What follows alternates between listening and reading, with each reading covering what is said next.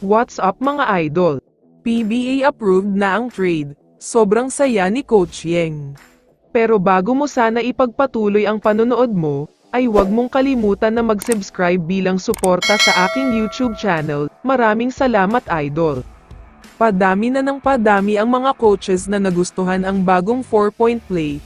Kung kahapon ay si Coach Yeng lang, ngayon ay pati ang mga coach ng Meralco, Phoenix, SMB at Converge ay sinabing exciting daw ang bagong rules.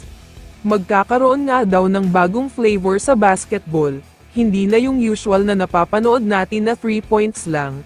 Isa din ako sa sang-ayon at sobrang excited sa innovation na gagawin ng PBA sa paparating na conference.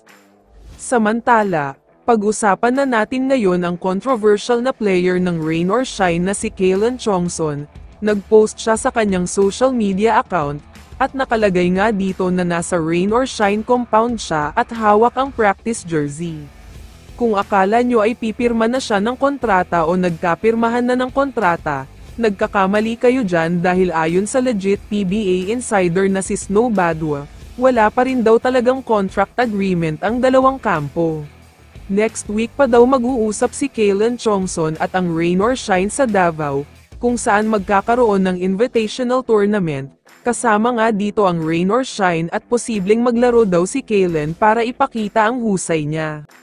Pero may second option na daw ang Rain or Shine kung sakaling hindi tanggapin ni Chongson ang offer. Ito nga ay ang bitawan siya at ibigay sa Barangay Ginebra, lalo pat interesado daw ang Gin Kings na makuha siya.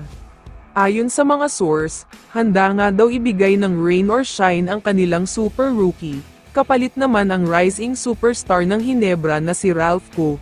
Naniniwala daw kasi si Coach Yeng na malaki ang potential ng player na ito. Mukhang mas mapapakinabangan pa nga daw ng gusto si Ralph Ko ngayon, lalo pat alam naman nating lahat na may 4-point play na. Kaya ang mga shooter kagaya ni Ko ay talagang magda-dominate sa PBA next season. Huwag din nating kakalimutan na isang napaka-shooter na player ang kinuha nila sa PBA draft. Hindi masyadong kilala ang pangalan niya pero naglalaro ito sa top college sa Amerika, kaya magaling talaga ang player na ito. Ayon pa sa source, nakausap na daw ni Coach Yeng si Commissioner Willie Marshall, at kung magkaroon na nga daw ng final agreement ang Ross at Ginebra sa trade ni Ralph Ko at Chongson, pipirmahan at approved daw agad yan dahil patas naman. Kaya naman kung ikaw ang tatanungin idol, ano ang masasabi mo sa pagkuha ng Ginebra kay Ralph Ko?